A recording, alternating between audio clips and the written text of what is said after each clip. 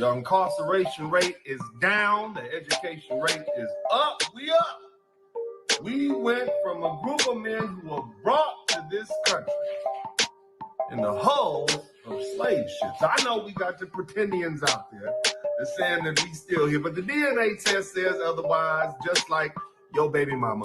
So for my brothers who know their history and know where we came from and know what we've been through for hundreds of years, the fact that over 60% of black men have now reached the middle class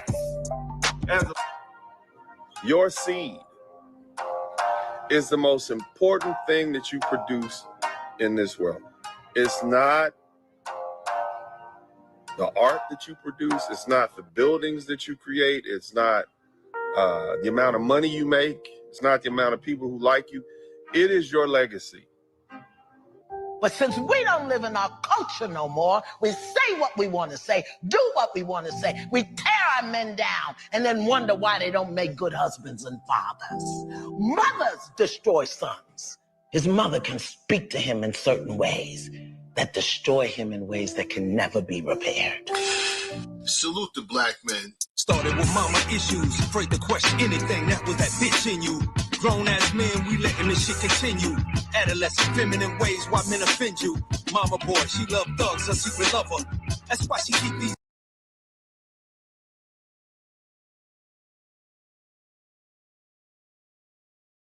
niggas inside the covers.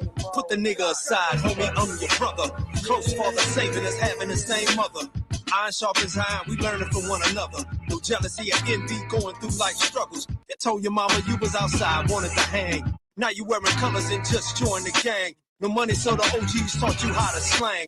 Jackers rolled up and all you heard was bang. On the side of the curb, leaking out your brains. Quiet when the same, single mama lost skin. Black men, we gotta change. Salute the black men. We number one if you talking about top 10. I salute the black men. Child support kids don't belong to him. I salute the black men. She lied on you and sent you to the pen. I salute the black men.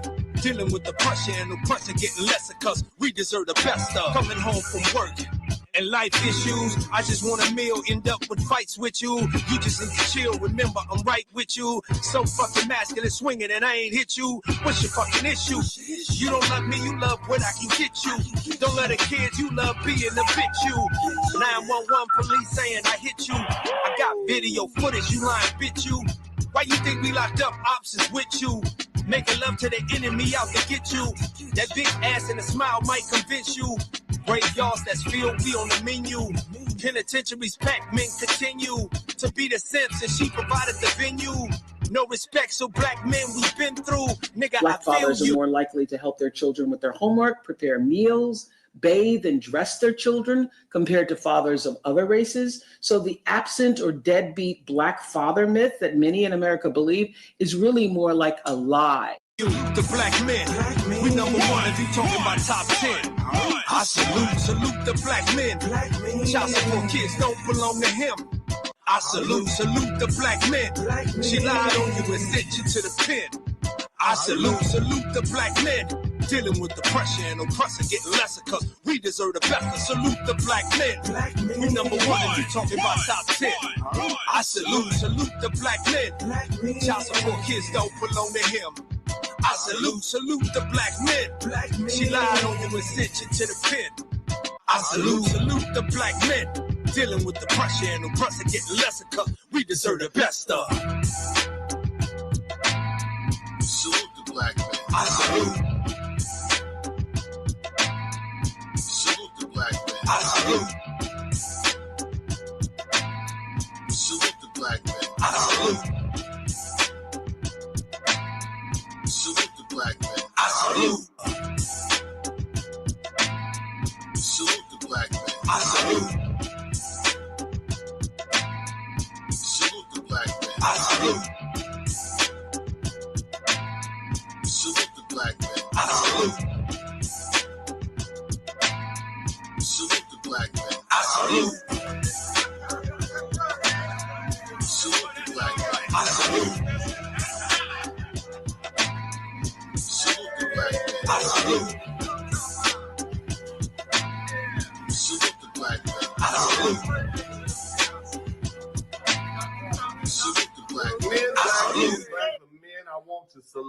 Fuck your back. I like that.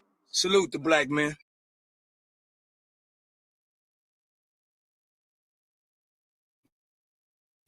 Salute, salute, salute, ladies and gentlemen. Welcome to Simple Shit TV. I'm your host, Alvin Holden, also known as Project 8020, here with my brother, Broken Blade. What's up, Broken Blade? How you doing, sir? What's up, man? I'm good. Good, good, good. Okay. What's that? Just finished the workout. Okay. All right. That I had to go run. That's solid. That's solid. That's what I like to hear. That's what I like to hear.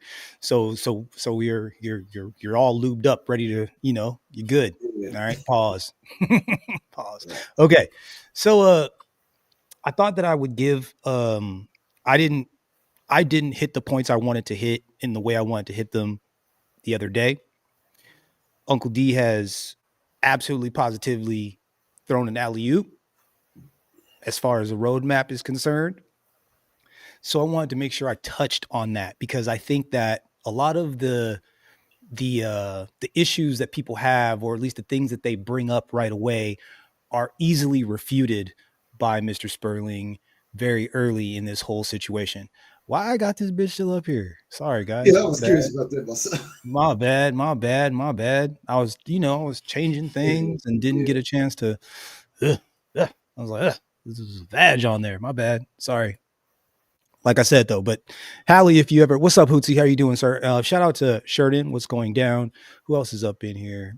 Probably people just listening on the low. Salute to everybody that might catch this on a replay. Broken Blade. I got a chance to review what we talked, what was the conversation that went on yesterday. I got a chance to, I had to listen back to it because I was like, did I handle that? Did I handle that the right way, or did I, did I miss anything? Yeah. And I really did come to an interesting perspective. And I know for any of you guys that may not have gotten a chance to watch our conversation, our broadcast yesterday, we dipped into a couple of different things, the B-dubs, lovely ladies, reparations and so on, the N-word. And there was a debate, a conversation. And what are you off the top of your head? Like, was I off base? And again, if I'm not at all. If I'm wrong, tell me I'm wrong, please. Was I off base? Not at all. I think you present your argument well. I think so. Go ahead. Sorry, my fault. I think Freedom Journal had a point in how we react to the word. There is some truth in that, but at the same time, again, like so many other words, like just this platform in and of itself, for example. Watching a Let's Play, I brought this up a few days ago. Guy got nervous playing a video game because he used the word cunt too much. But the hard R, not a problem. Isn't that crazy? It may not be the biggest issue, but it's a symptom of the disrespect we're expected by this country to take. Right? Like, does it not start with that? It starts with something. Okay. I'm okay, because if nothing, okay. So a couple of different places I wanted to go with this. So and Friedman, you're more than welcome to come up and so on and so forth. I'm not going to talk bad about you or nothing like that. But what I did realize watching back is that the part that I'm not going to just sit here and talk down on my own, even if they're the worst of us. And there's something wrong with you not being able to understand that no matter what, is an association between me and this other man that looks like me, this other melanated man. And when push comes to shove and our backs are pressed against the wall, I should at least look to him first for a hand, right? I would think Right. so. And if I had an opportunity to give goodwill or help, you would think that that was what I would want to do, not sit back and hope and wish that something goes wrong, right? Like being jubilant if I were to watch people, like for my own people to fall on their face seems wrong to me. Right? Like he was like saying like, I can't wait till y'all, you pay him and I can't wait till they get it. And and it's like, so you're hoping that there's proof of what your bigotry, like that you were right, like your bigoted Yeah. opinion was correct. Like, why would you want to root for that? Even if it was correct, why would you want to It's root like for that? on the flip side, like I don't think B-dubs would ever treat us with respect, get their head out of their ass and start thinking logically, like, okay, we need to work with the people that have shown us love and loyalty all this time. But I would love to be wrong on that. Absolutely. Right. Exactly. Yes. Yes. We love to be wrong. So We'd if be you like, and Doctor man, Strange altered the timeline, a collective, that- shit, we've been fucking up. Like, yes. yes, God yes, damn it. yes, yes, we can fix it. Yes, we can fix it. It's not too late. Yes. That's you know what I'm saying? But by like, but not recognizing that by repeating these tropes over and over and over again, especially publicly, the way that you've been doing it, it doesn't help our cause. It's detrimental. And for me to have to argue that point is crazy to me. You know what I mean? It's like, and I think in the moment I was like, all right, bro, you're being a contrarian. You're like, come on, let's go. And then it went right into to ad hominem, which is kind of interesting, right? Insult. And I'm like, huh, that's crazy, bro. Like, I'm down to have the conversation, but I'm not gonna let you insult me. You know what I mean? Like, don't do that. I'm not. I hear what you're saying. I can read between the lines. Don't do that. Thing, like the plethora of issues we have in the community. Yeah. If we all can't come to a consensus that it's not cool to use a racial slur against us, just that one thing. Yeah. Okay, this word needs to go because it's the meaning. Yeah.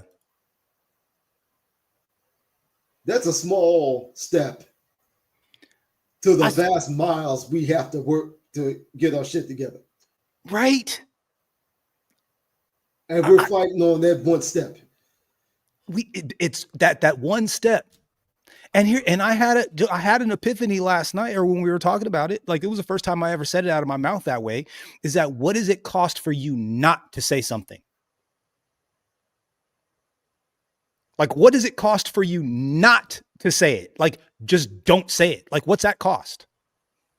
Like, how much? How much do we really pay to say the N-word for real? Like, think about that for a second. Like, you could just not say it. you really could. Like, you could actually just not say it. And I think fundamentally our lives in this country would change. And think, how much would it cost both ways? I see what you're saying. No financial gain for us to just stop, make an effort to stop using the word. Ooh, but the hold cost on. we pay for Hold on. Say it again. The cost both ways. I see the point you're saying. Like, it doesn't cost much. It doesn't cost anything financially for us to stop using the word to make the effort. But what if it costs us by using the word ad nauseam? It's emboldening the enemy. Like, okay, they don't see themselves as human. They call themselves that. So it should be cool. My trigger finger be a little bit itchy when I get out here. I mean, that is what happened. Go to the nice stick and try to reverse the jaw.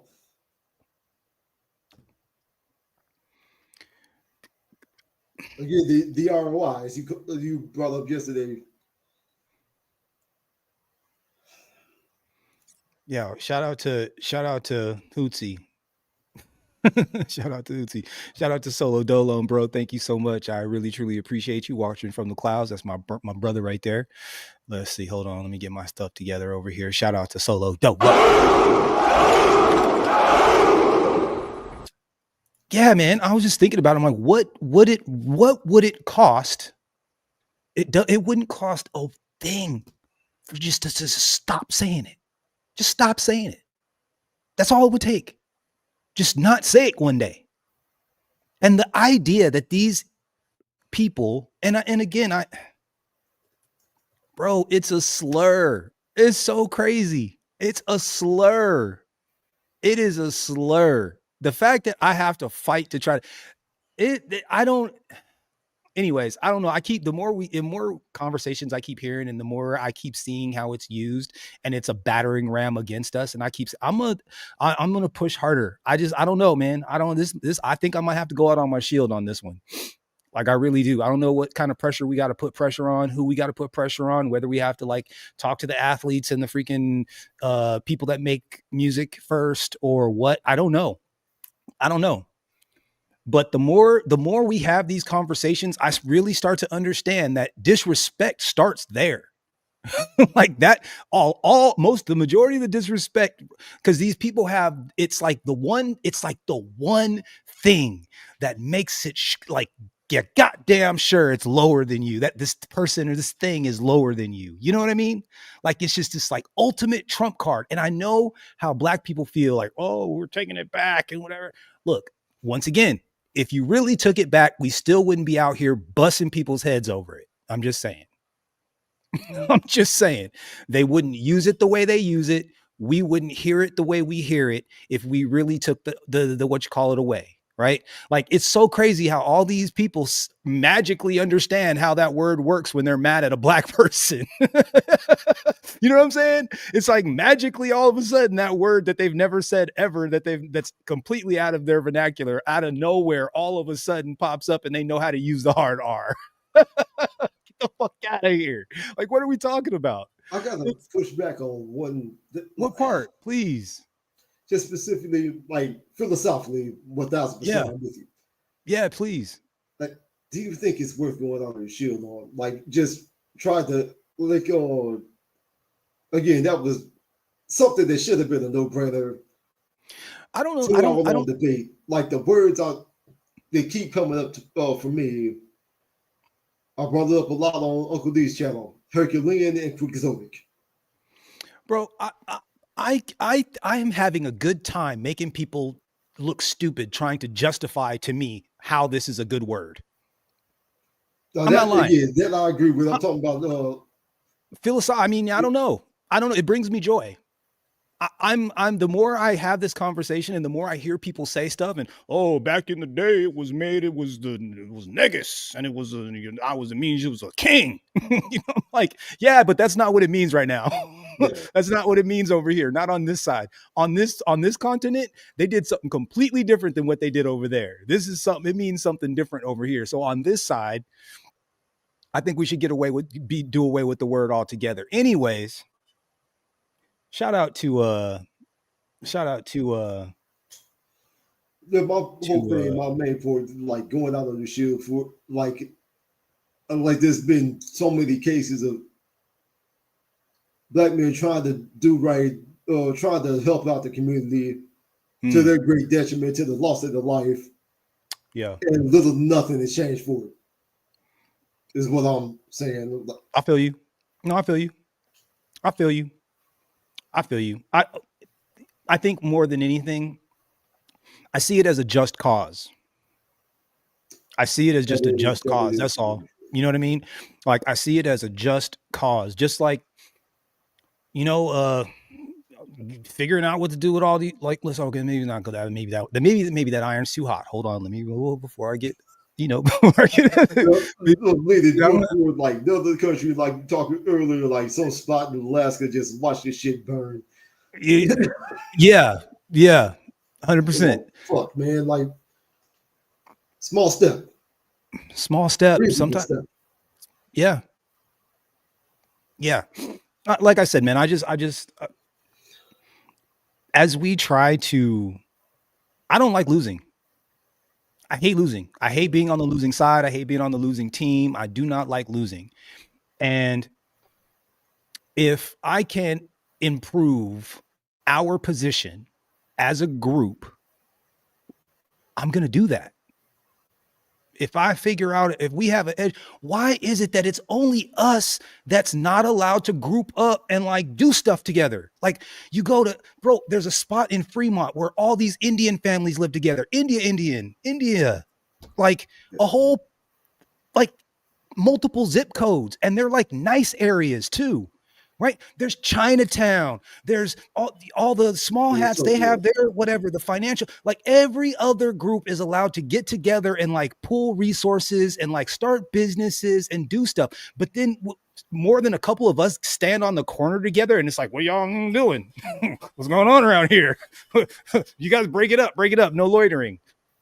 Like what's with that? I just don't understand it. Right. And then that very same, like us, playing ball together and going to the gym together and doing stuff together. And like, what's the first thing our women complain about? Oh, y'all, why y'all always trying to hang out with each other? Y'all must like each other or something. Y'all must be gay. It's like the perfect saboteur. Right? It's like, why do you not bother any of these other dudes? Right? Like Julio and them down there playing basketball or playing soccer. Like, Lupe is with them. Like, why are you like, what are you tripping on? You know what I'm saying? Like, what's really going on? Anyways, I don't know. It's just shocking that so many people can't see how we're treated. It's just like y'all get heavy handed with these other, these other groups. Now I can't lie to you. The Latinos, they done messed around. That's not minor, bro. They done messed around and they starting to F around and find out. Uh-oh. Turn around. Or what? Uh-oh. Go. Go. Emmer, stop, bro. Oh, shit. There he is.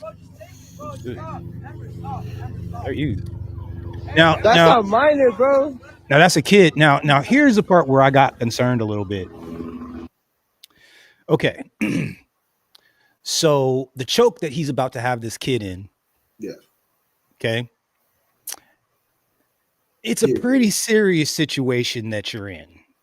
And if the person that's putting this thing on has it in its mind that he wants to leave you lifeless on the ground, he could really do that.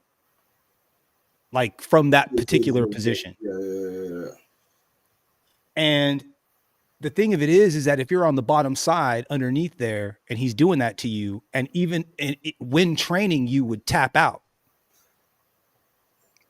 to let him know it's too deep, can't breathe.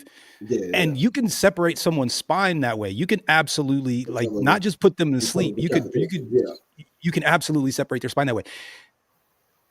So this guy's doing this choke and the person underneath, I mean, even if they tap out, this cop can decide not to let go.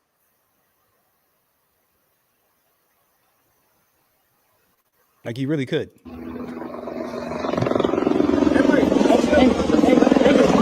Back up! Back up! No one's doing shit, bro. Back up! It should be stressing me out, dog. I can't lie. This should be stressing me out. I'm gonna watch this back, and there's gonna be a split second where I'm pretty sure I was standing right there for a second. I'm pretty sure that there's like a split second where my mind left my body for a moment.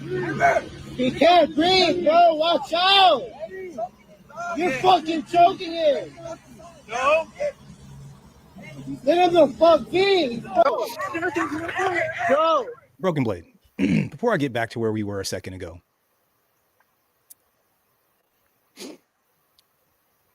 if you're on the ground being choked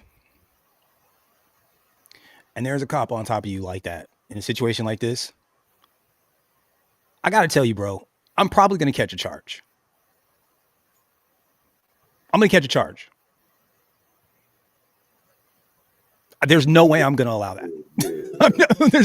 There's nothing in my heart that would allow me to do that. I'm going to check. We are going to jail together, sir. we're going to go to jail together. I will never, ever, ever let that go down. I got to put that shit on record. I'm never going to stand around and let somebody do that to somebody that I know. I'm never going to let it happen. Appreciate that. I'm not just not. Facts. Not like that. Not like that. I understand what that's. I'm going to have to make a decision. And we might mess around and get shot. We might get tased. But I will never let this fool choke you out on the street like this. I won't do it. I won't do it. He's going to have to choke us both. I just can't. I cannot, bro. There's no way there's no way I would allow that to happen. I just wouldn't. I don't know. Some people just aren't. I guess some people are allowed, could just stand around like that, I guess. You have no friends. No. Back up.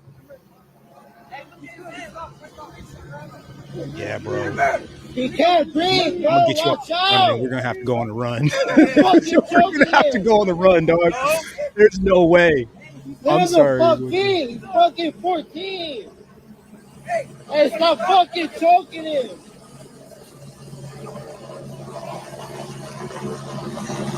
Get your money off his head, bitch. Hey, what the fuck are you doing? That's a fucking kid, bro. You're fucking choking. Hey, wait a minute. Wait a minute. Did you hear that? Hold on. What part? Hold on. What the fuck are you doing? That's a fucking kid, bro.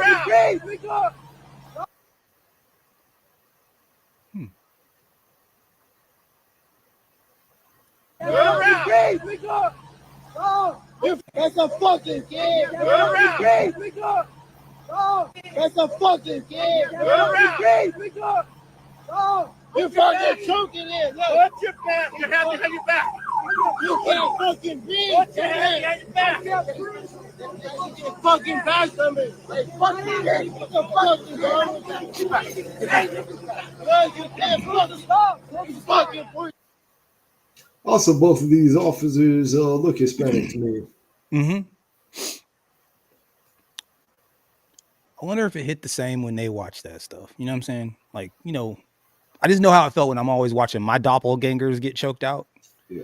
So I wonder if they be really feeling that shit when their doppelgangers be getting choked out. I'm just asking. It's for real. Because because we've been hearing all these people having like so much sympathy and empathy for these people that are being taken out of the country. And I'm like, oh, so you do know what sympathy is. You do know what empathy is. Huh? That's fascinating. That's crazy.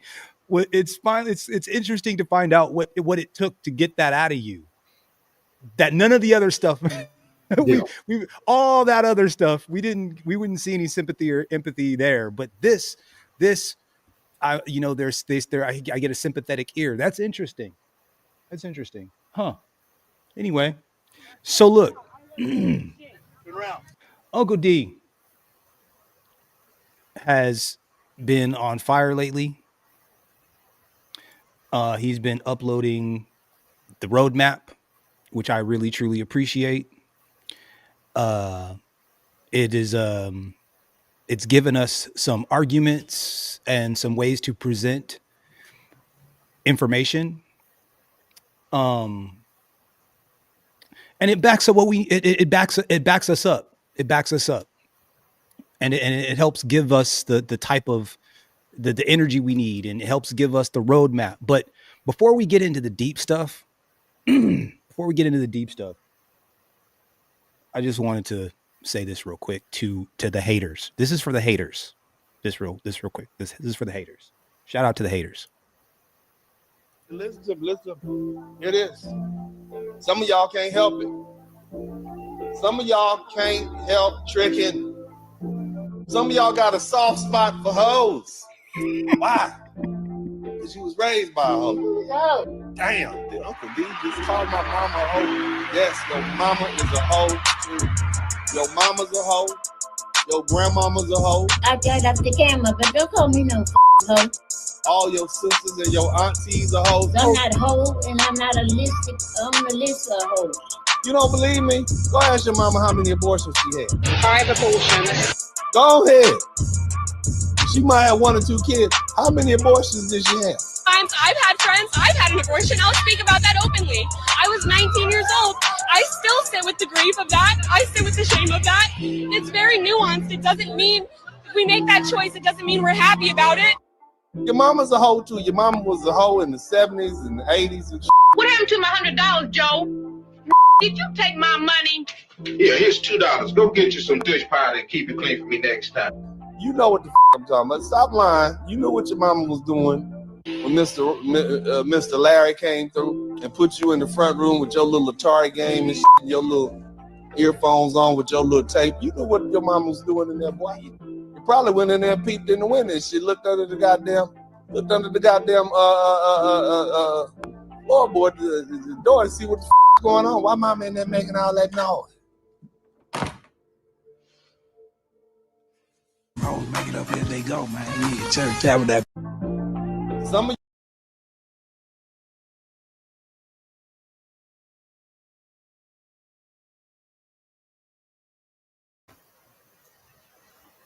Oh, you busy, bro?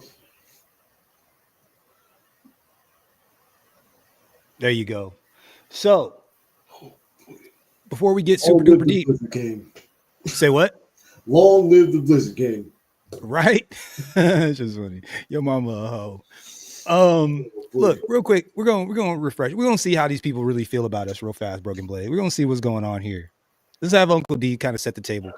Just talk about what these tethers be talking about here. Let's no longer go by African American. I like we that. Can't be 2 nations at one time. We just American. We're the only Americans.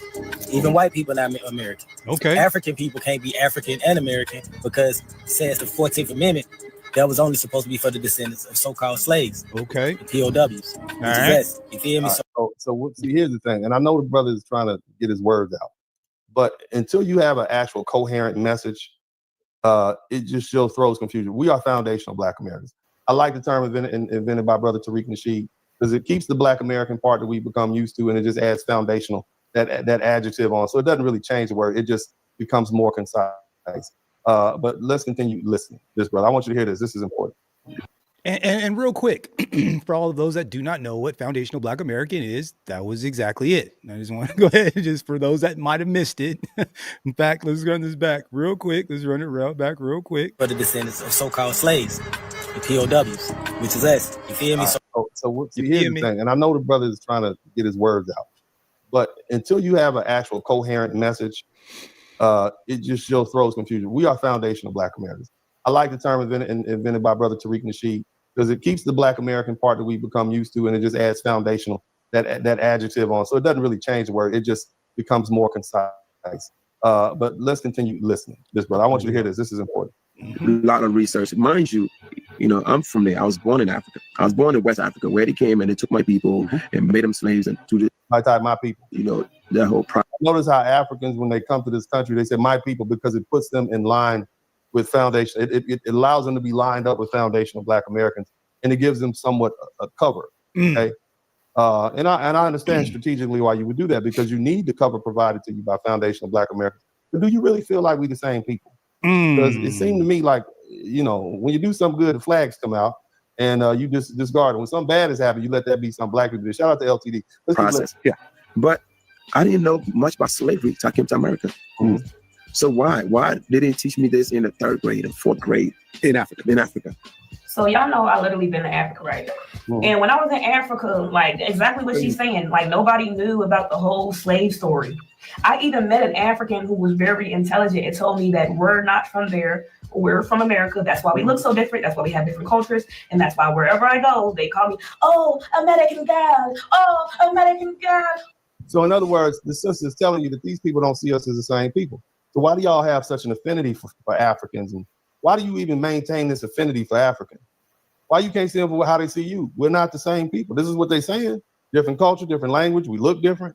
We might be of African descent, but hell, everybody's of African descent at this point. Just think about it. Let's keep listening. Oh, 11 American girls. Nobody thought I was African. Nobody said I was back home. They all said, why was I even there? Why did I come? I wanted to experience a different culture, a different nationality. And I wanted to learn the truth from the horse's mouth. But she's absolutely correct. When you go to Africa, they don't even know about the Atlantic slave trade. They talk about how they were enslaved and they had their own slavery that they went through being enslaved by Europeans. Hence why they speak European languages, but they have no recollection of us being taken from Africa to America. Wake up and love you.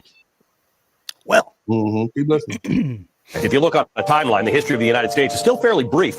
I just wanted to get to this part real quick because here's one of my points. Okay. This gap, and Broken Blade, if I'm preaching to the choir, we've spoken about this before. This gap between the end of slavery.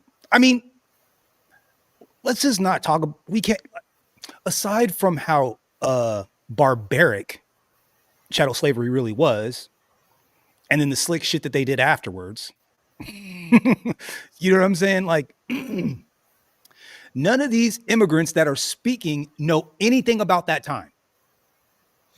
We're talking about hundreds of years, right? Bro, the majority of the borders in African countries are barely 60 and 70 years old. So all of these people that are trying to act like just because their peoples have been in maybe the same places or the same areas or the same maybe like alleged country area, their countries were called something else less than 60, 70, 80 years ago. Yeah. And it was named by a white man or a white woman. You know what I'm saying? So it's like, these are the people that are talking shit, which I find to be interesting. And then they're talking shit while they're wearing our stuff, stealing our swag, and still got the nerve to try to insult us as a group, which I find to be fucking fascinating. And then the more I started to look at it, the more agitated I started to get. I'm like, motherfucker, you're wearing Timbs. Like, what are we talking about? You got a Raiders bubble jacket on. Like, what are we talking about? You know what I'm saying? Like, you're wearing Jordans, but got the nerve to talk shit. And not only have the nerve to talk shit, but not even understand our relationship in this country. To get to actually fix your mouth to say that these people don't deserve reparations? The answer is, I don't know. I don't know. That is your answer. Immigrants, tethers. Because guess what, Broken Blade? We got one in the crosshairs. And I've been laying low trying to decide whether or not I want to get confrontational on the internet. Because I'm like, you know what? It's the internet. I want to play this straight. So this is petty about this shit too. So I'm game either way. Right? I feel you. But I feel like we should give an opportunity for all of those that think they know something about this particular subject to maybe just sit down for a split second, right? Maybe Uncle D is intimidating because he's a lawyer. He's accomplished. I'm a nobody.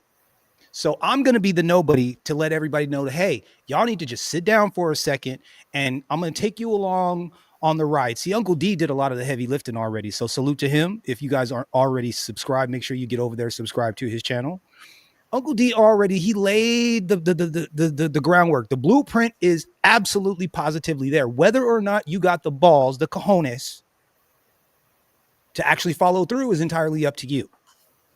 But I'm going to and shout out to Freeman's Journal, bro. What's up, bro? We were talking about you earlier. And slavery was abolished a mere 155 years ago. It wasn't just the White House that was built using slave labor, by the way. The building that serves as our country's political center, the United States Capitol, was built and rebuilt using slave labor after its sacking in the War of 1812. Although most northern states had abolished slavery by 1804, it's had its fair share of symbols erected using slave labor. If you're familiar with the Trinity Church in New York's financial district, you may not know that the clergy rented enslaved people to build its iconic spires, as well as the wall that used to snake down what we now know as Wall Street. I'm also unofficially aware that there's a whole bunch of black people buried up under there too, slaves under there. So the church was even using black people as slaves. This is what I want you to understand. This is how much we were exploited as people. But that's the conversation for another day. But this is something they know that the debt is being paid. All right. But nobody is approaching this the right way. Let's go ahead and get this ball rolling by getting this. Now, shout out to Hootsie. He said they made us walk around the tree of forgetfulness. Yeah, they sure did. They absolutely positively did. And so some not a bunch of them knew what they were doing. They knew what they were sending us off to. They understood. Shout out to Hootsie, bro. They didn't forget. They know. They try to play dumb. But they know.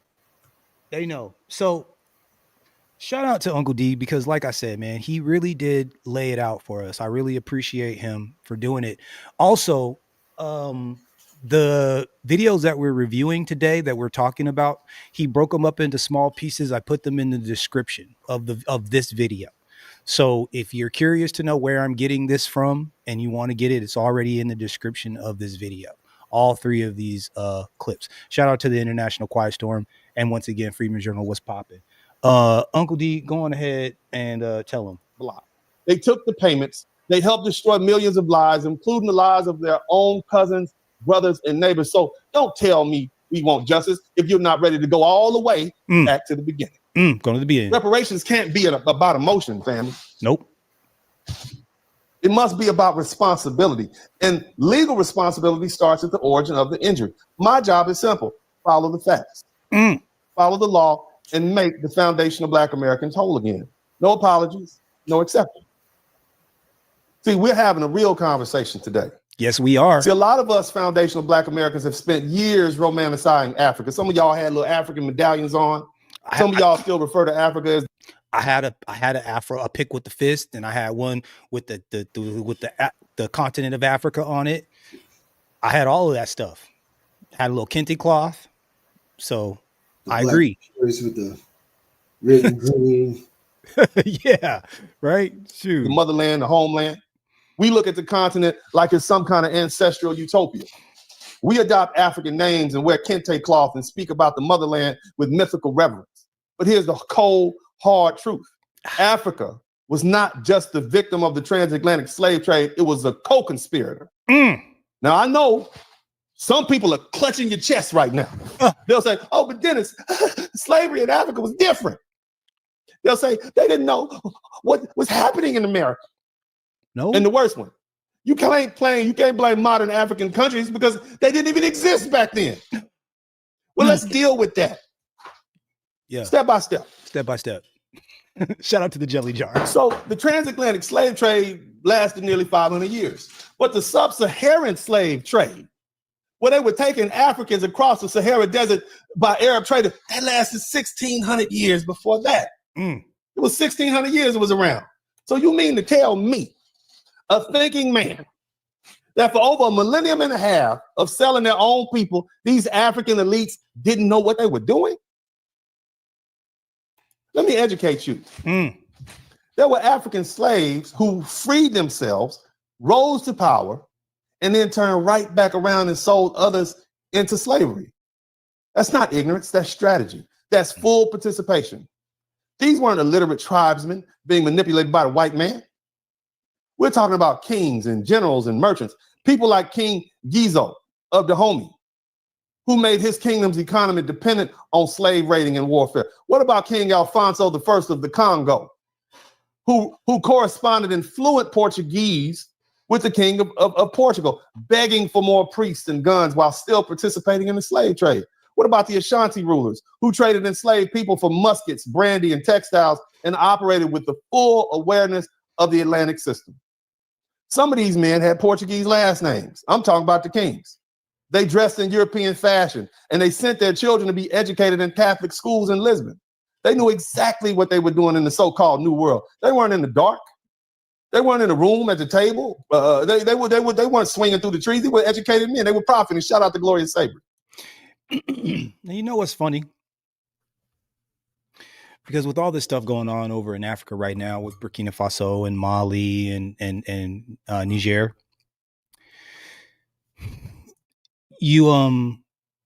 I've also been watching ECOWAS, which is the African version of NATO, if I can be right.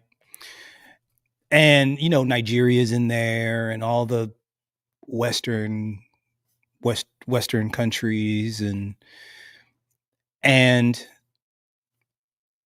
seeing how they conduct themselves and seeing this like polar opposite, like doing so a group of leaders that are doing the thing that Africa should have done from the very beginning, it makes it very obvious who isn't and which leaders are being bought and paid for. It's very clear what it looks like.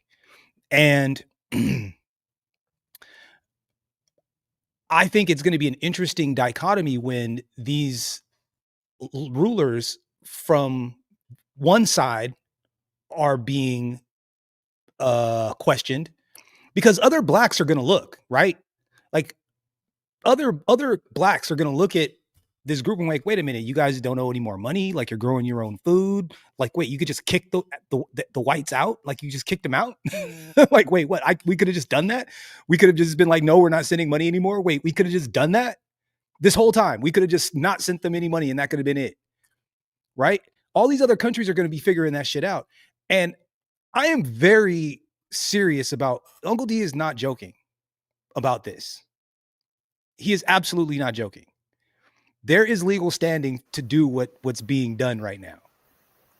So you got to think, because if he pulls this off, if we pull this off, floodgates open up from the United States side. Their people are going to be looking at them like, wait, what? Like, how much did you get paid? Because in that whole situation, information is going to come out as to what their roles were at that time. And at the same time, you're looking at countries to the east of you that are landlocked, that have figured it out.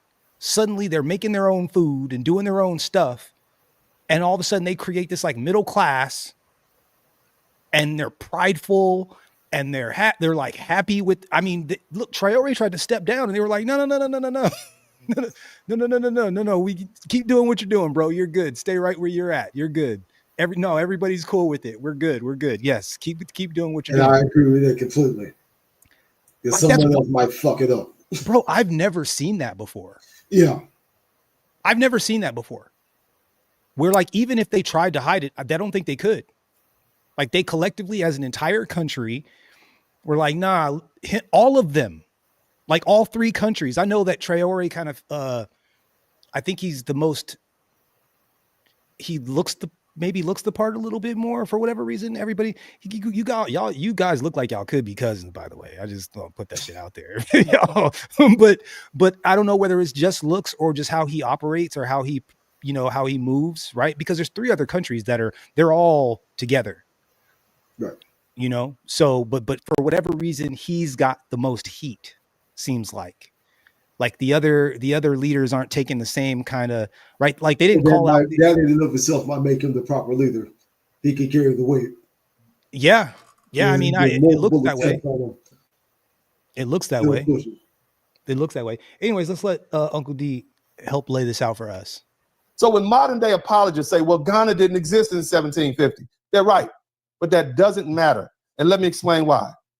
As an attorney who drafted this law, I'm going to tell you how the Successor State Liability Act works. In the foundational Black American Slave Trade Restorative Justice Act of 2025 that I sent to Trump and the two Texas senators and all these other intelligent. And we're going to go over that in just a second. People. And the proposal, I make it very clear. Modern nations can be held accountable as successor states to the historical kingdoms that committed human rights violations.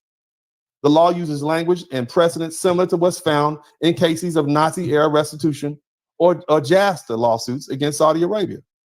And it defines an African sovereign as any modern nation that succeeded or inherited the territory, government, wealth, or legacy of a historical regime materially involved in the post-1808 transatlantic slave trade. These successor states benefited economically, politically, and socially from the wealth accumulated through the trafficking of our Black bodies. And many confirmed by Thomas Jefferson himself, by the way. I just thought I would put that out there. Continue to preserve national heritage and monuments and traditions rooted in those same empires.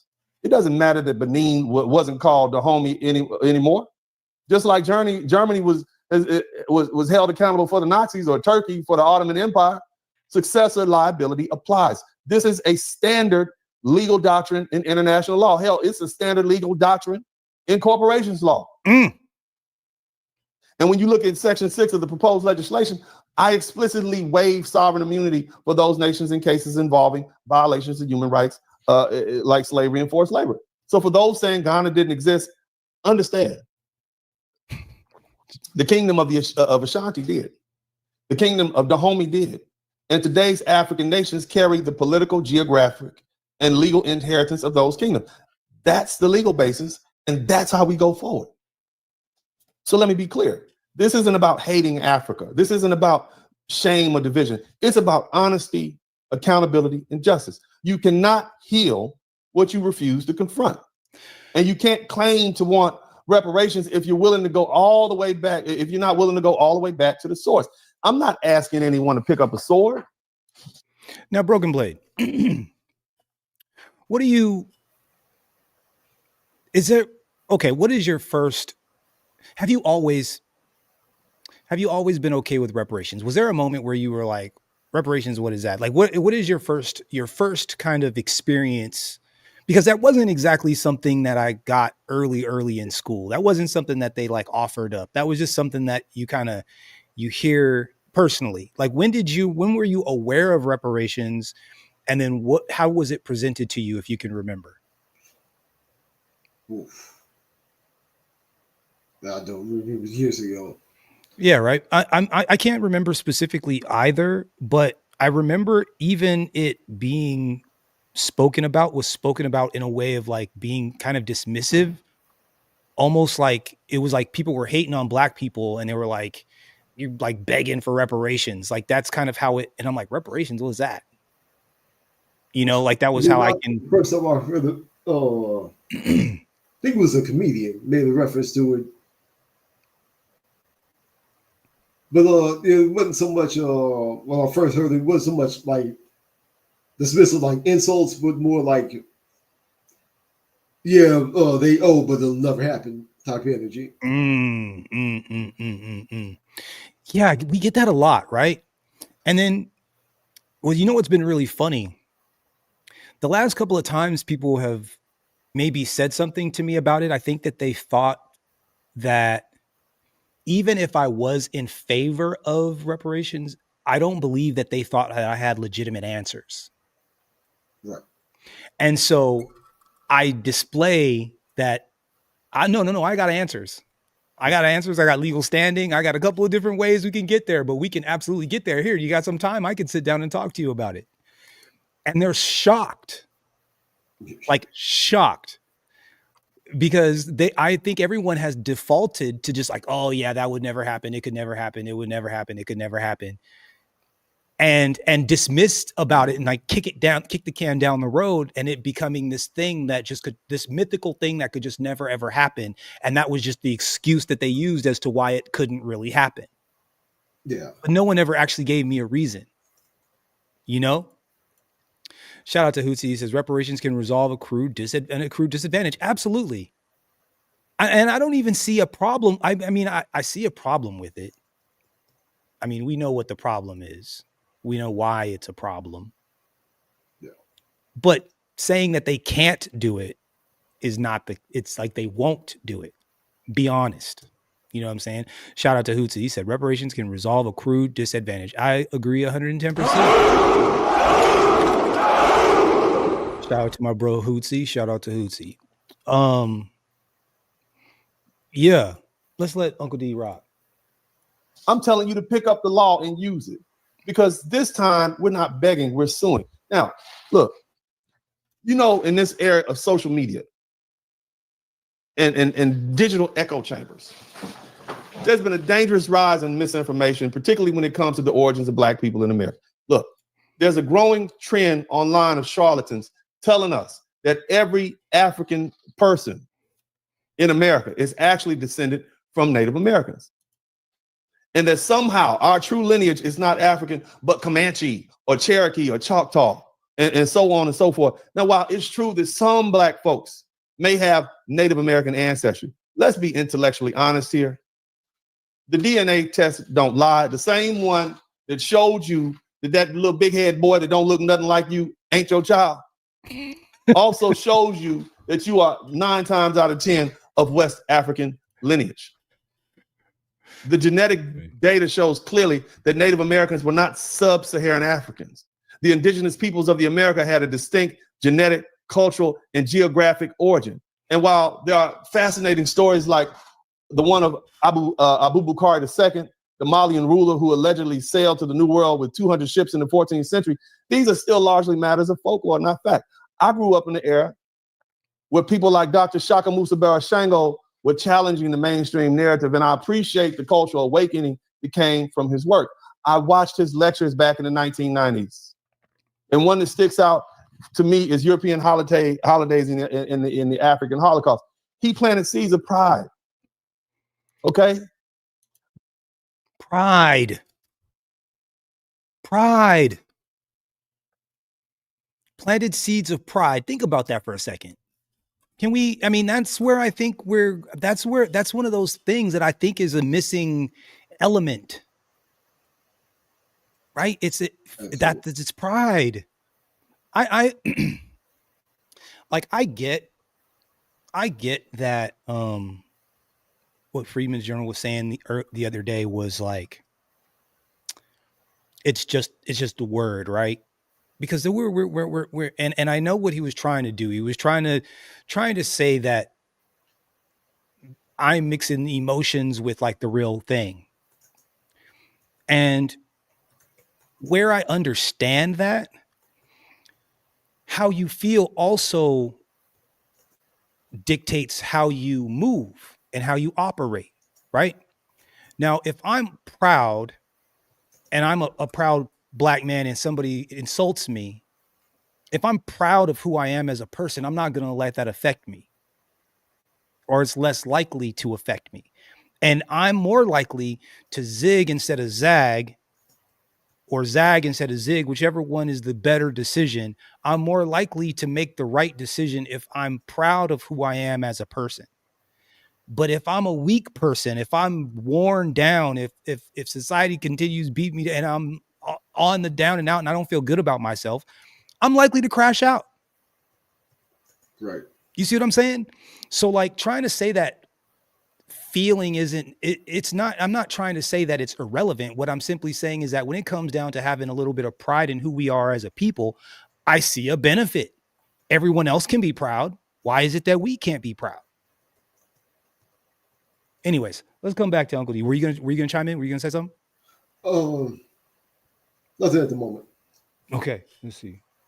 But he never told us to replace fact with fantasy. And here's the fact: the vast majority of Africans are descendants of enslaved Africans forcibly brought to the America during the transatlantic slave trade and bred here in breeding farms.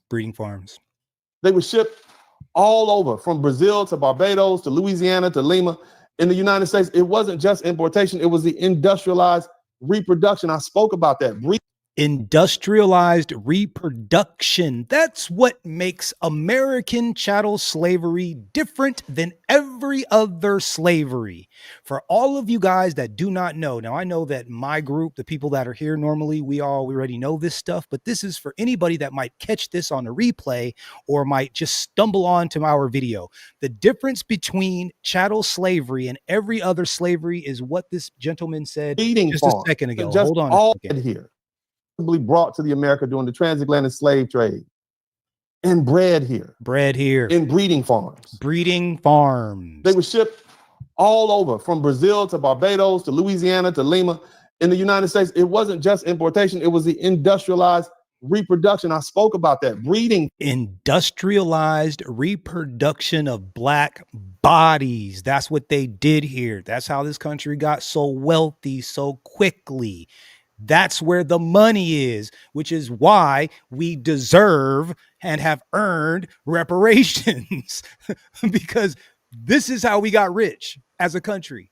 Farms, the most important plantations that are never talked about, breeding farms. Boom. So, Alvin. So Broken Blade.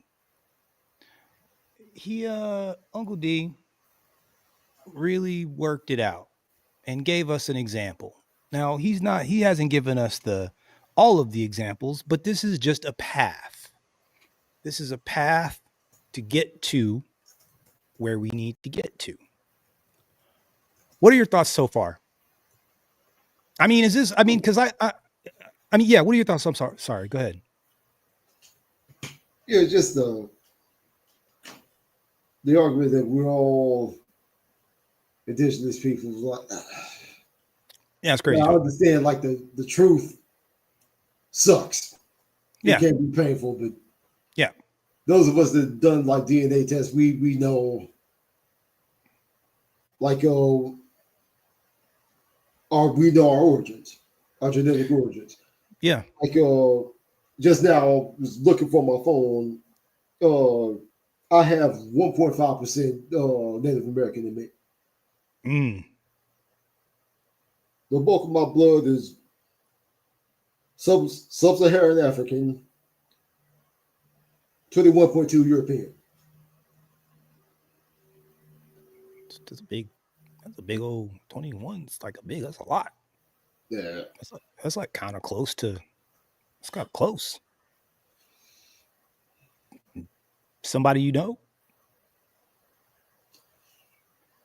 Doubtful. Interesting. Yeah, that's a lot. 21. It's like, I mean, we're a different group. You know what it was for me? It was the time. It's a perspective, right? Like a lot of us have been over here for a long time already, right? Like even like if we came out of the breeding farms, if we were some of the last people that came on the boats, you know, there was you got to think 4 million at least. I would imagine there was some blacks that were already here. And then again, you couldn't just travel around either. If you had dark skin, they could just snatch you up and put some chains on you and there was nothing you could do about it.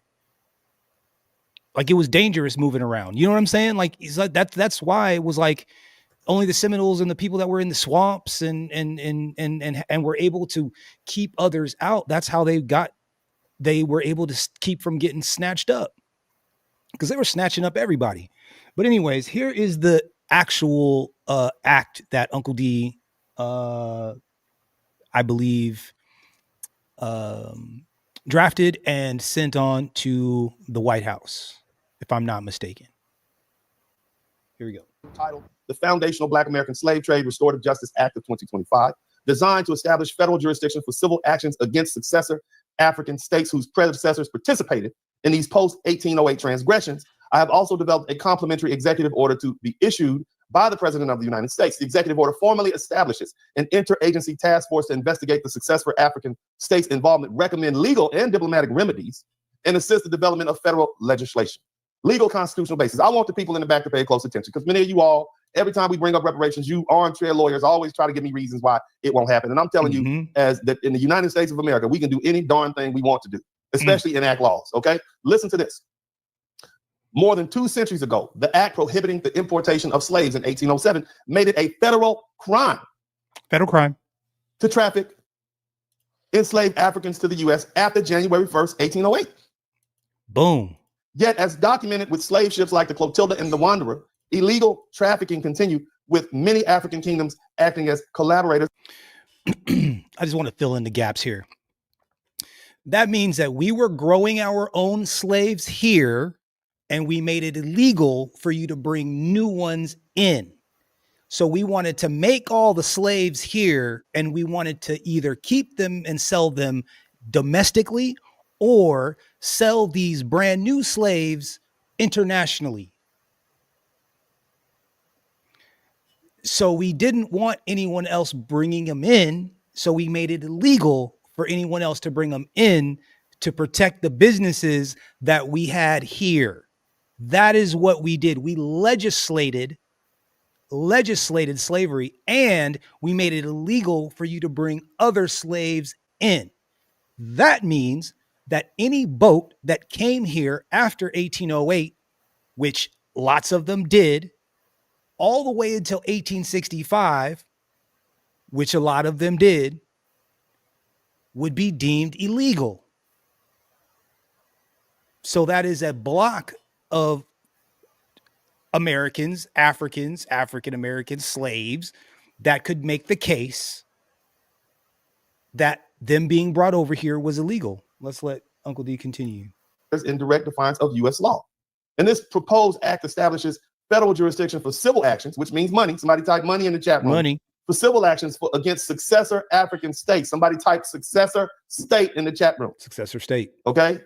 Whose historical regimes participated in the illegal post-1808 trade. What that means is when you take over another country or nation, a kingdom or whatever, you don't just inherit their land and their benefits. You also inherit their debts. Oh. And so the kingdom of Ghana, they might not be there, but the country of Ghana exists. Yep. All those countries, the nations, they're the successor state. Yep. And see, this follows the precedent, and I laid it out there because I want Trump to see.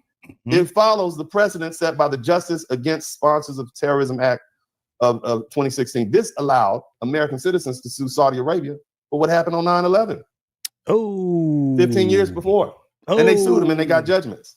So this literally gave American citizens the right to sue foreign countries for terrorism. And I don't think ta-da, legal standing. Ta-da, legal standing.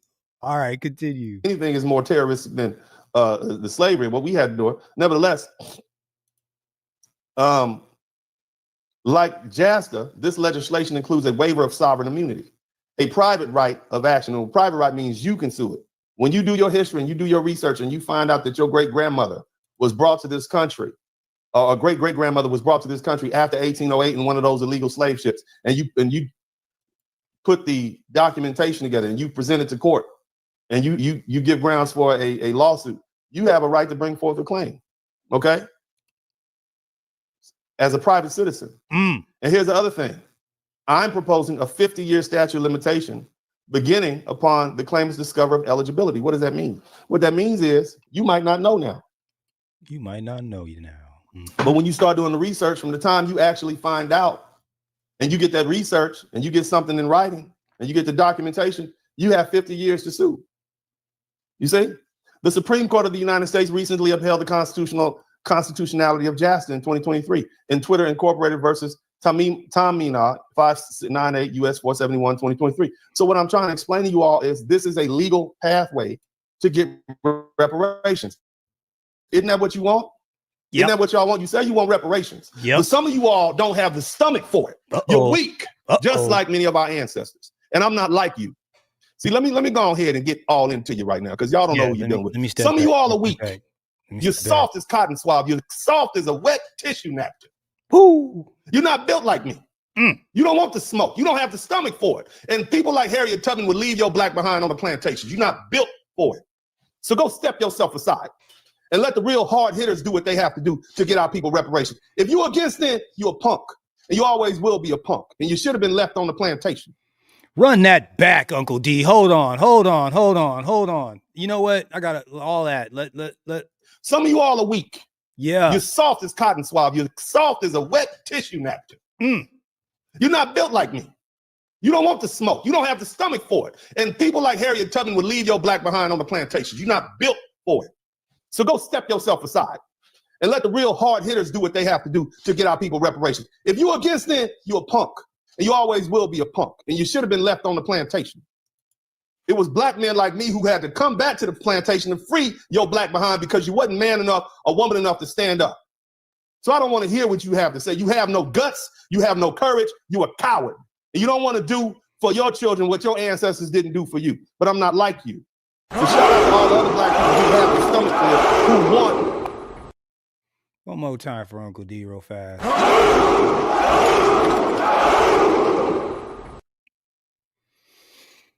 I mean, that's just the energy right there. I think that's we gotta I think that's what that's where we're at with it. Wait for it. Right? I mean, at the end of the day, it just comes down to permission. You have to make a decision. That's like, okay, this is either gonna ride this way or you're gonna ride that way. You know, like if you're gonna ride this way, then this is this is the ride that way. I believe this is. This is a like Broken Blade. I mean, look, like we could probably say, think about all the things that we think were conspiracies or were called or named conspiracy theories. And then we look back and all that shit was true. Right? It's not over the top for me to think that there is some group of people in this country, on this planet, that would absolutely love to wipe us off of this earth for real. You know, we've been described as a scourge and things of that nature. You know what I mean? We've been poisoned. We've been experimented on. We've been drafted. We've been harassed. We've been bombed. We've been all of the things that you can kind of do to a group of people. We have absolutely experienced all of those things. They've blown up towns. They've flooded towns. They've run railroads through towns. You know, and all that stuff gets swept under the rug. And, you know, it comes down to we're just complaining. We're just complaining, right? And rules to fuck us over. Right. And on top of this. Right. And I'm just like, you know, it's just, I mean, I understand it, right? Like if I am a non-melanated person and this is my country, then of course I'm not going to kind of openly be like, all right, yeah, y'all got it. You know what I'm saying? Maybe. I mean, I don't know, maybe. Right? You would think that they would be like, okay, you got us. All right, we're good. All right, we'll make it right. My bad. Because at least that way you could kind of do it on your own terms. Yeah. But I see it happen in one of two different ways here, right? We've seen, I don't know whether it's a spike in Black people defending themselves physically, or whether they just are choosing to show more of it, right? These situations. So like the track meet situation, and then the father that just ran down a random cop recently, right? Like, you know, getting back, like us getting get back. I mean, that's what that shit looks like, right? Right? I mean, like, that's what it is. I mean, the police jump on us the way that they jump on us, that like you're terrorizing a group of people, right? And so what that man did in return was terrorizing those group of people, right? Like now I imagine all of them that are out doing traffic got their head on a swivel. You see what I'm saying? That's the feeling that they're supposed to have. Like that's the result of what he did. Like he ran down a rando. You know what I'm saying? Like this dude was minding his own goddamn business. Every single person over there, whether they want to admit it or not, are looking over both shoulders, checking the street before they walk out, checking both sides before they walk out into the street. No matter what you say, you know, like same that's what's happening over in Palestine, right? Like everyone was talking shit to Yemen until Yemen put one right next to right in the airport and was like, y'all sure y'all want to get down for real? You know what I mean? All of a sudden everybody's like, oh shit, did they just put that? Did you see the size of that crater? Oh shit. Yemen, my bad. We're good. We're good. It ain't tripping. You know what I'm saying? But we're in this situation where these people have been proven to want to like wipe us out for real. And every other group has been paid for wrongs that were done to them. Every other group. Yeah. So the idea that I don't know, deserve is not the word I want to use. Earned, right? We've earned what we got coming to us. Our ancestors earned that. Inventions stolen, DNA stolen, intellectual property stolen, patent stolen, land stolen, money stolen. You know what? Is Friedman's Journal still up in here? Emotional trauma. Is Friedman's Journal up in here? I wonder if Freedman's Journal is still up in here. Cause you know what? Cause I thought the name of his name, it made me just kind of go back. It made me go back and look at some stuff. You know what I'm saying? And this was an 1899 newspaper article about the failure of Freedman's Bank, of the demolition of the building, monument of a crime, they called it. Department of Justice deserts a fateful building, Washington Post 25, the 25th of June, 1899, failure of Freedman's Bank.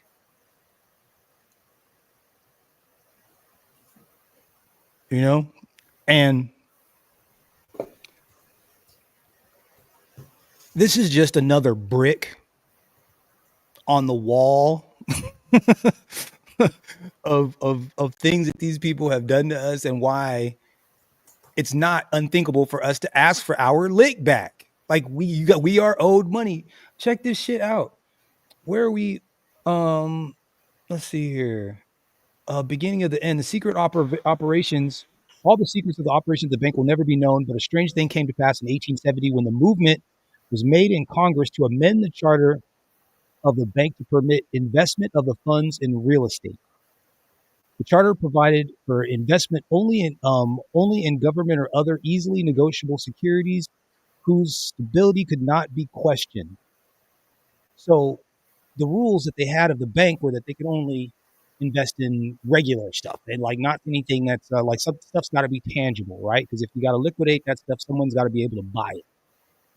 Okay. And the proposition was made to give the managers the legal privilege of engaging in real estate speculation. It was easily recognized that there was literally a inward in the woodpile. That's quoted, by the way.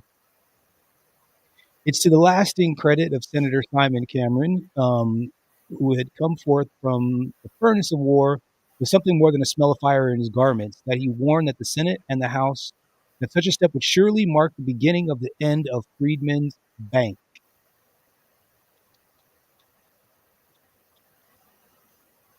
As eloquently as he had ever spoken any subject, he inveighed against the granting of this fatal privilege, telling his own experience with the banks which invested in real estate and found it impossible to realize on their holdings in the time of distress.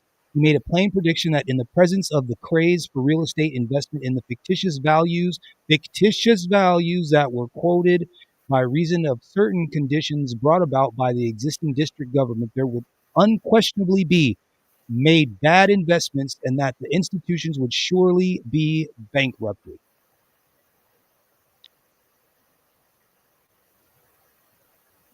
This was the first black person's bank, guys. This is the first black people's bank. This is the first bank black people were allowed to go to, and it was the government that put it in place. So the government gave us our first bank, and then the first bank fucked us.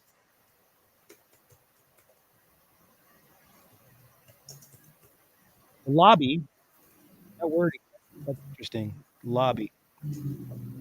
The lobby in support of the measure was stronger than any warnings of wisdom or experience. The circle of real estate speculators, strong to this day, when any opportunity is presented for large investment of government or banking funds, was at the time in its first mature bloom and vigor. And in the vast monies of Freedman's savings and trust company, they saw the avenue from the sales at enormous profits. Imagine that. For it was well understood that some of the officials of the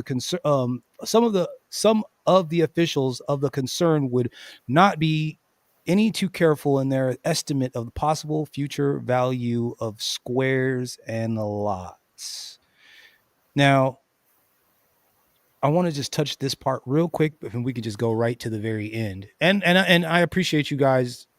Like, I know this is slow, but the reason I'm doing this is because everyone keeps talking about like reparations aren't owed, like transactions weren't made.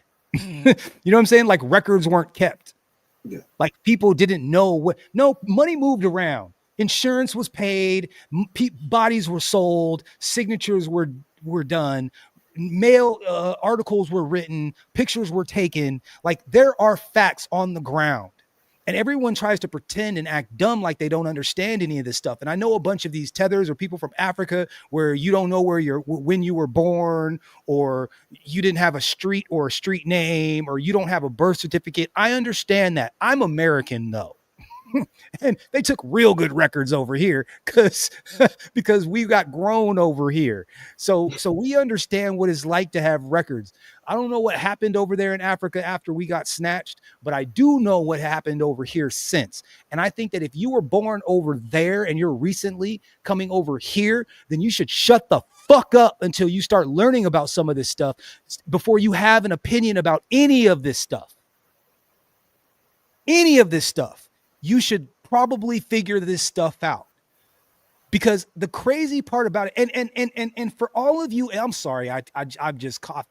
I feel the Holy Ghost. For all of y'all blacks that are from here, that are speaking out against reparations, open a fucking book, please.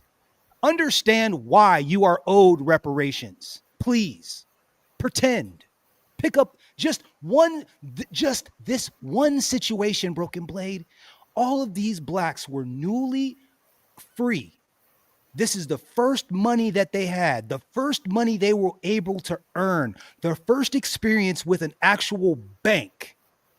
And this is what they freaking did. It was the first bank in American history that went belly up, stealing our money. Yeah. But we're not owed reparations. Man, fuck all of you clowns out there. I'm not going to get specific yet, but y'all you don't know, like do a simple Google search. I'm not even going super deep, guys. I'm not going super deep. I'm not scrolling past the top 10. Google, go. These are sites I've looked up multiple times, and they're exactly in the same place they were when I searched for it the last time. In an incredibly short time, the bank was crippled. Imagine that.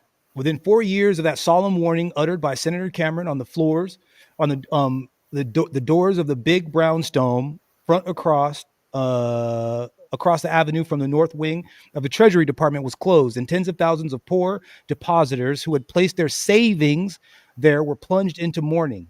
Ain't that something? At the time of failure, there were more than 61,000 depositors, and there were due 2 million. Is that 2 million? 2.9 million? How many zeros? Yeah, 2.9 million, almost $3 million. In those days, unless that's a 2, yeah, I imagine that's 2 million total. In those days of June 1874, when it was announced that the bank had failed, there was gloom among the colored population of the country, and no end of stories of scandal everywhere. General Howard was investigated, but he was found. Imagine that. General Howard was investigated, but he was found innocent of any moral or legal obliquity. Okay, just double check, make sure I was reading things properly. Obliquity. Nobody that beautifully indefinite individual was found worthy of blame. Well put. That's awesome. It was a time of panic. Many banking institutions supposed to be solid had failed. It was a period of fearful turpitude as well. In the church circles, in the Tilton Beecher affair, had shaken the social fabric to its foundation. The boss tweeted revelations were at the front. Pacific Railroad, salary grab, safe burglary. District government affairs were in public mouths all over the country. The failure of the Freedmen's Bank was one but many sensations that shook the public mind and confidence of men who had been at the head of local and national movements. Real quick, shout out to Michael J, bro. Before I shout out, bro, man. Thank all of you guys for coming and hanging out with us. We truly, truly appreciate it. My man. Hoopsie says Howard University, bro. There's a whole bunch of them. But here's where did I want to get to? Right about here. Here we go. Early in June 1874, and again, mind you guys, it's like less than 150 years ago. Three commissioners 150 years ago. Three commissioners were appointed to take charge of the affairs of the bank. They served until 1881 when the whole business was turned over to the control of the Currency Bureau of the Treasury Department. During the period, 5 dividends were declared amounting to $1,822,753. Of this sum, there was paid $1.6 million nearly. All of the remainder was barred by the Act of Congress in February 1881, and out of the nearly $3 million, there was therefore been paid only a little more than $1.5 million. Hundreds of colored men in the District of Columbia can testify to the bankruptcy of the institution. I imagine that they paid out to people that, I don't know, look more like them first, huh? And then they gave us what was left. That's essentially what was being said there. So we got what was left. Yeah, your microphone's muffled. Okay, I said we got what was left. That's what they just gave us what was left. Interesting. The one who now is a doorkeeper, one of the one of the departments tells a writer how he had risen to the distinction of a contractor at the time of the boom in the street building of Shepherd regime. How the failure crippled him so that he could not pay his men, and how it finally resulted in his financial ruin. As an ex-slaveholder tells a pathetic story of one of the trusted servants of his household who, within a few years after the war, was wearing fine clothes and boasted of hundreds of dollars he had deposited in Freedman's Bank. He had almost starved himself and his family in an effort to get rich. Every dollar was swept away, and he gave up the game and died of a broken heart. The wreck and ruin that followed the cyclone of failure cannot be described in a library full of volumes. The Congress has, up to the present time, refused to appropriate money to reimburse the sufferers, most of whom who are now beyond the reach of perfunctory relief. Imagine that. Once a year, the comptroller of the currency makes a report upon the condition of the bank, a fine travesty which finds no echo of applause.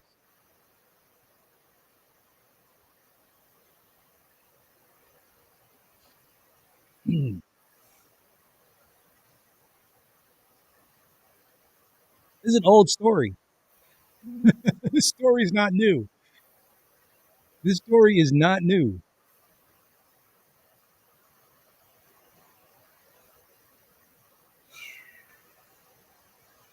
But I don't know. Like I said, they paid the small act. They paid the Japanese. They paid the Chinese. They even paid slave holders in the South. They gave reparations to slave holders. So, I mean, I don't know. I just think it's weird that people would have a problem with this. Like, the only reason why you would have a problem with this is if you wanted to get closer to white daddy. Or mommy and daddy. You know what I'm saying? Exactly. That's the only reason why you would do that, I think. I could be wrong. And for you to, like, to perpetuate the tropes, well, all you're going to do is just buy some Jordans and Cadillac, is really distasteful. You know what I'm saying? What do you think, bro? I agree completely. Because the man's starved with his family, hoping for a better future. And sadly, he found out what many have found out about the American dream is just that. I mean, they'll bend these rules, break them as they see fit. They pretty much do. They've proven that they can do that. They've absolutely proven that can absolutely do that for sure. as well. I don't know. I just, like I said, man, my whole issue about all of this is that there's just a whole bunch of people that have these really strong opinions and not even done the least amount of work. And I don't mean just like you don't have to be a super duper researcher or anything. Just have at least a remedial understanding of what happened. Right? We're experiencing people that don't even have a remedial understanding of what happened. Like you don't know how it worked. You don't know how the money worked. You don't know how the money moved. You didn't make any kind of you know what I'm saying? And it's like, so if you don't know how any of that stuff worked or how it affected people, how could you say that these people don't deserve or aren't owed a debt? And like, say it with your chest. And the only reason why you would, especially if the people that look like, if the people look like you, is if you're trying to get closer to the other side, which I understand. I get it. Just say it with your chest. You know what I'm saying? Like, don't hide from it. Yeah. Don't hide from it, because like an obvious wrong has been done here. And it's the funny part about it is, see, and this is where white folks are fucking up. Okay. White folks are fucking up right here. Here's where white folks are fucking up. Because the more time that goes by, they think that they're just going to keep kicking the can down the road and black people are just going to get watered down. What's going to happen is there's going to be a handful that are still like can track their roots all the way straight back to them plantations with no other groups of people in that are like strong, like this whole damn family on both sides come from slavery or whatever. And then they're going to hit them in the pockets in the worst kind of way. And then the floodgates are going to open. You can't hide it for forever. You can try. Think about it. They've been trying to erase this bullshit since the beginning, Brooklyn Blade. Like if they could have been like, we're just going to X-nay on the reparations, X-nay on the reparations, We just keep. If they could have completely done that, they would have. Trust me. Oh yeah.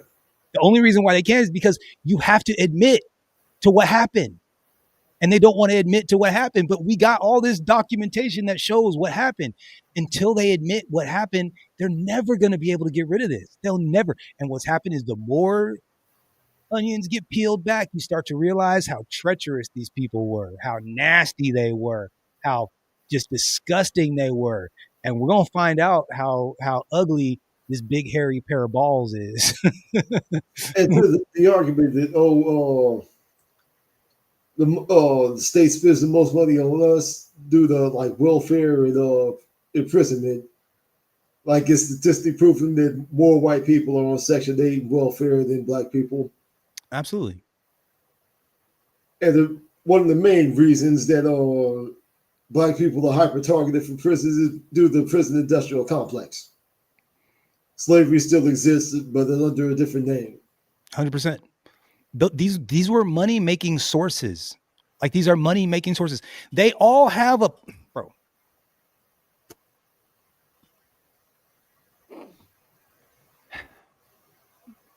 Have you ever gotten a chance to go to Google or Twitter or Facebook? Yeah. Like, have you go to one of their offices? Like one of the Google offices? It's cool. It's cool. Like they're usually pretty big. They got these big they used to have these big food courts in them and big play areas and like chill areas in them. And they would have these little like phone booths where you could like work with your laptop in soundproof booths or take phone calls and have total privacy. Those were all over. And then you've got big tables where you can rent those rooms and have like big group meetings, like you're 10, 12, 15, 20 people sometimes, big tables like that. And you got all this stuff.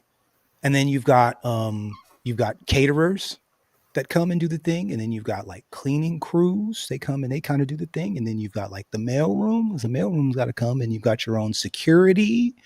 And you've got all of your own stuff. And then you've got your tech guys and you've got your administrators. But what they try to do is they try to have everything there. They call it a campus.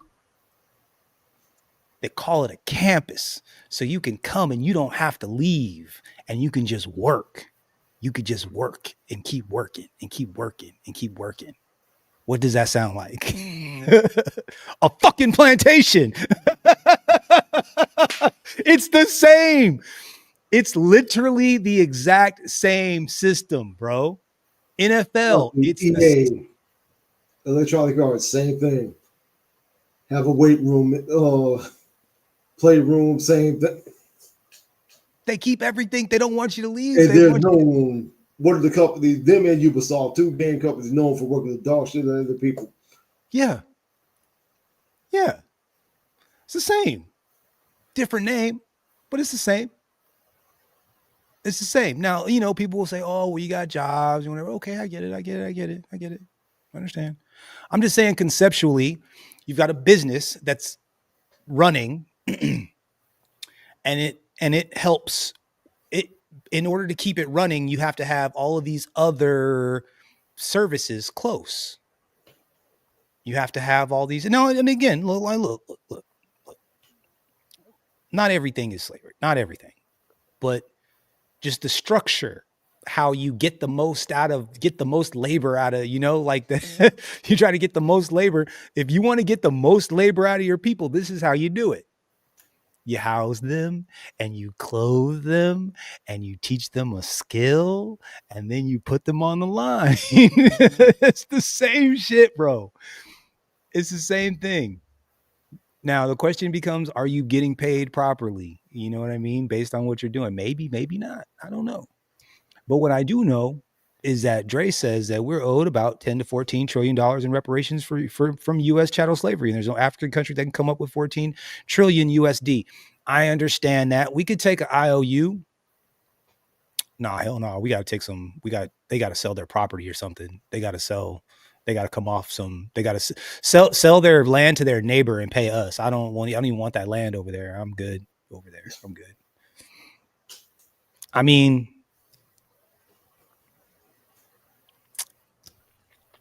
the issue is the security issue, bro. That's the issue over there.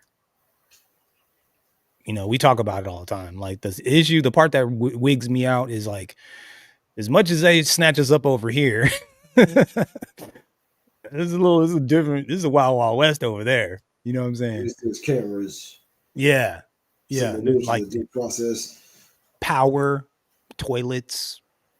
I mean, shout out to my Africans. I mean, I'm talking about out in the bush. I'm not talking about in the cities. Yeah, or like in the general. Shout out to Africa. And actually shout out to Dre. Yeah, that's the number, plus or minus. We're in the trillions for sure. And it needs to, you know, but the longer it goes, I think the worse it's going to be. You know, I don't know if that means that like a handful of black families will end up getting the majority of the whatever is left. I don't know if that's how it'll work. If I had to say how it would work, I would assume that would be how it worked. Like you're people whose families who you could trace the closest without having too many, you know, people marrying in or getting into the family. Those strongest lineages should go to the front of the line, in my opinion. Oh, see, there we go. Boom. What are we talking about? What y'all talking about? They got it. Don't let them act like they ain't got it. They got it. I already brought that up before. In lieu of straight money, assets. Yeah. I'll take uranium. I'll take some plutonium. You know what I'm saying? I'll take some uranium. I will.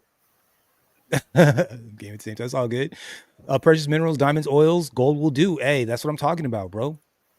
Brothers refer to a job as a slave ship back in the day. Hey, look. Okay. Check this out. Say you're an engineer, Broken Blade, and you've pinpointed a particular couple bits of code that's just right up your alley, right? it's just a little side hustle thing. Maybe it's just like a weird way that data has been sent back to, you know, a little bit of piece of code that earns your company. Say you work for Schmoogle, okay? So Broken Blade works for Schmoogle, and Broken Blade created this little bitty piece of code that ends up making the company an extra $1 trillion. We'll say $1 billion say an extra $1 billion because of a piece of code that you wrote, but they only pay you $150,000 a year. Now, $150,000 a year is a lot of money. It's a lot of money. That's a lot of money. Almost but you just put, but if you can actually prove that a thing that you did put $1 trillion in the till, how do you feel about that $150,000? Like you can actually prove that this thing that I did made you $1 trillion. How do you feel about your $150,000? Schmoogle might be seeing me in court. Ooh, Schmoogle might be seeing you in court. You take Schmoogle to court. You'd be like, yo, that's. But what if they say, hey, you signed an NDA and all of your IP belongs to us? Fuck that. If I'm the lawyer, man, like see like how much of that is legal, because again, not even Supreme Court reads all of those NDAs and stuff. Yeah, all those corporate nonsense, like they be throwing in shit that's not even legal. So interesting. The reason I put it like that is because, you know, Facebook, like the amount of money that Facebook brings in is just astronomical. The amount of money that Google brings in is astronomical. And so if you think that like they'll pay you 50, 60, 70, 108, $100,000, your management, $160,000, $170,000 a year, if they are willing to pay you that, you can't even imagine what they're making on the front end and on the back end. And so to us right now, maybe it doesn't seem, it seems like, oh, that's a great living. But maybe in the grand scheme of things, it's actually slave labor. Like it's like slave wages. You see what I'm saying?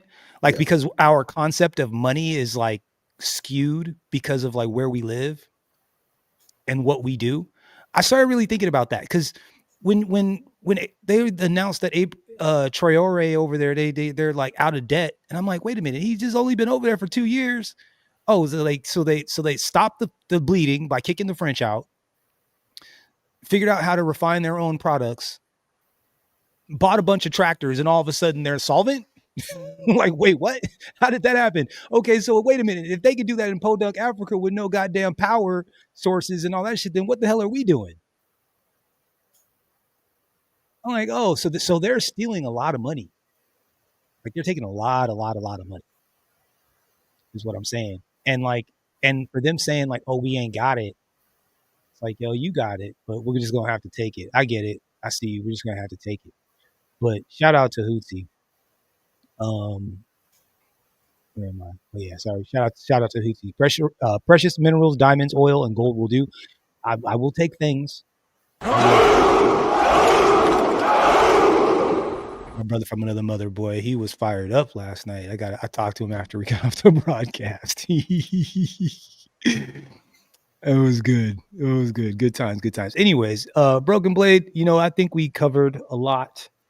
I think I wanted to just shore up that argument for reparations. Thank Mr. Spurling, thank Uncle D for laying it out the way that he did and just making it so that it's, you know, we could take it in bite-sized pieces. Those are 3 different clips, 3 different videos. I put those in the description. If you're curious to know what he said or you want to run that back, look in the description of this video. You'll find it there. The 3 videos that we took. And again, he drafted legislation to be presented to the president. It's like, hey man, let's go. Like, let's and look, man, look, I'm not good with Twitter. I'm still figuring out YouTube. Okay. Let's start sharing these videos so they at least Like, let's flood the zone.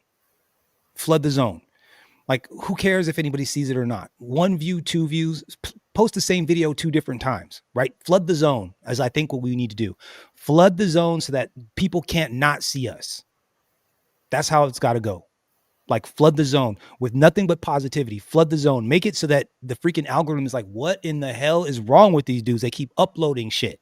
They keep sharing things. Stop it. Like, we should annoy people. Right? Like that's I think how we're gonna have to grow. We're gonna have to flood the zone and full-blown blitz everything. That's what I think needs to happen. Broken Blade, what are your thoughts, man, before we get up out of here, sir? It's a movie I made mention of before.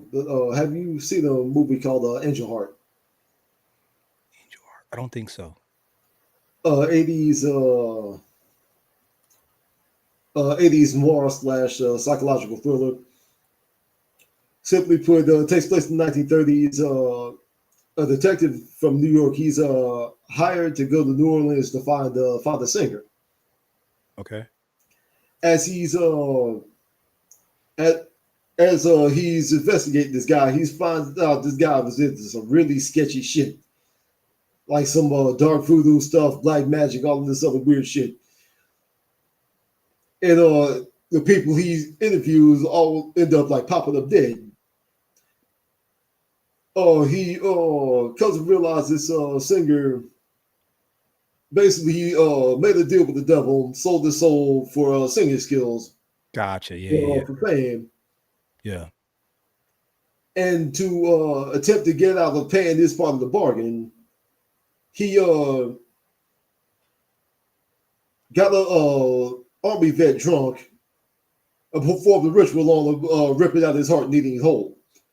And this detective the whole time was the singer in question. Oh. Great movie.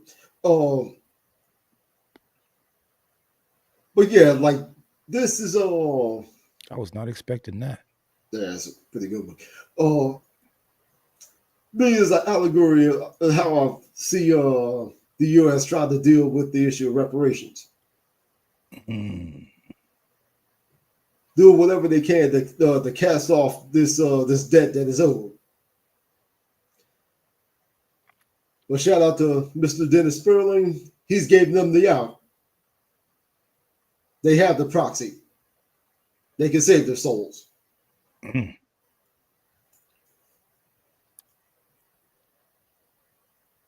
don't think a lot of people understand why most black people are expected to vote Democrat.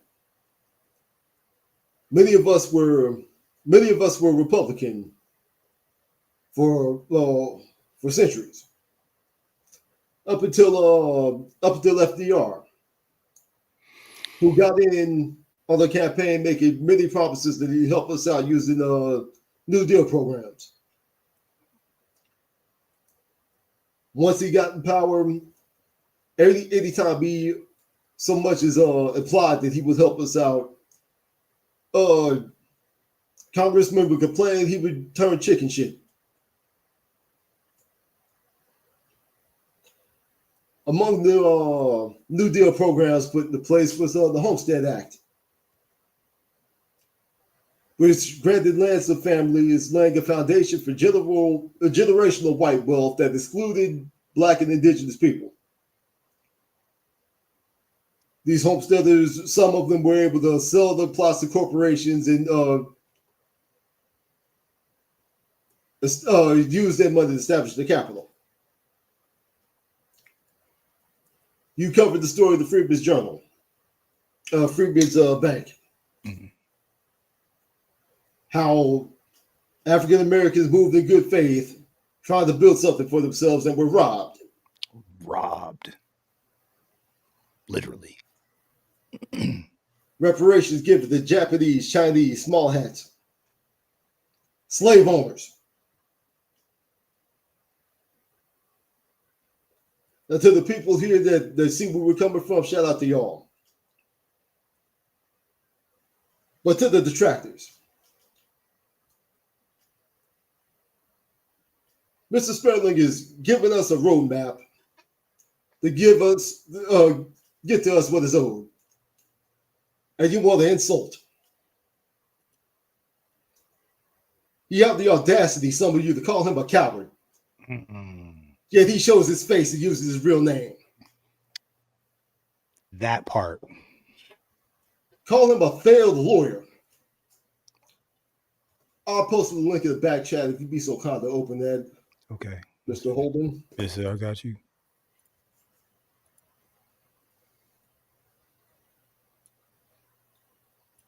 Bip. Hold on, I got you. I got you.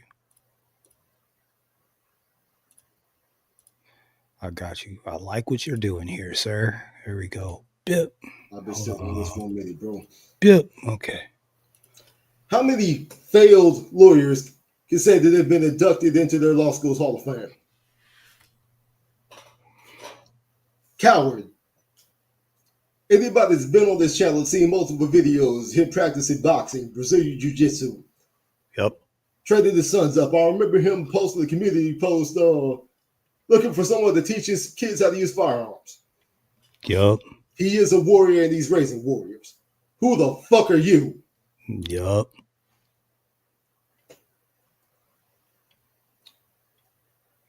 If you don't agree with how he's moving, you're entitled to your opinion, but hold your peace. At least make the illusion of solidarity, of respect. No, fuck it. No, do exactly that. Please keep attacking. Expose yourselves. Let us know exactly who's disloyal, who's untrustworthy. Yeah. So when the day comes when the system turns on you, and it absolutely will, don't say shit when those that are us that are on code turn our backs and let it happen. I'll land my point there. That's what's up, man.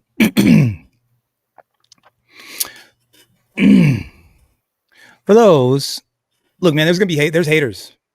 There's haters. And we don't respect those that don't show their face. We understand some people can't show their face. I understand that. But if you can't show your face, understand that there's some parts of the internet you just shouldn't go. This is one of them. Facts. One area where you shouldn't go. This is one of them. There's a particular stance or an attitude that you just can't have because you know what? There's nobody, you can't look somebody else in the face. You got to hide. And I understand you got to hide. I understand there are some people that have to hide. Like they're soft. They're not built tough. They're you know, their skin is thin. You know, their voices are high. You know, there's no hair on their chest. Their balls haven't dropped. There are those out there. And I understand that. I understand that. Right. And not everybody's going to be able to make it. But you have to understand that you don't want this kind of attention. We're the nice guys that come before the other guys come. We're the nice guys. We're the ones that don't use bad language for the most part, and we don't use the N-word. We just fight and use pew-pews, but we're not the internet guys for real. We're the warning before the internet guys come and start tearing shit up and exposing stuff and making people look dumb. Yeah, I mean, we're above that kind of stuff, but we know people that are not. You see what I'm saying? We operate up here because we learn stuff over here. This is a learning space, but we understand that there is mud. Not all of us see. That's the thing, Broken Blade. See, I don't think they understand that. We understand now that there's tools. There's different tools for different jobs. You know what I'm saying? Like Uncle D might be the aircraft carrier, you know what I'm saying? And we might be the destroyers, but there's some submarines out there. There's some submarines out there that are deadly, that are lurking, that just pop up in places where you might not know they are. And they start getting information and digging into your background and talking shit and making videos and then clipping you up and making you look dumb. And nobody wants that. Indeed. Nobody wants that. But anyway, hopefully this warning shot is being heard and felt before things get too serious.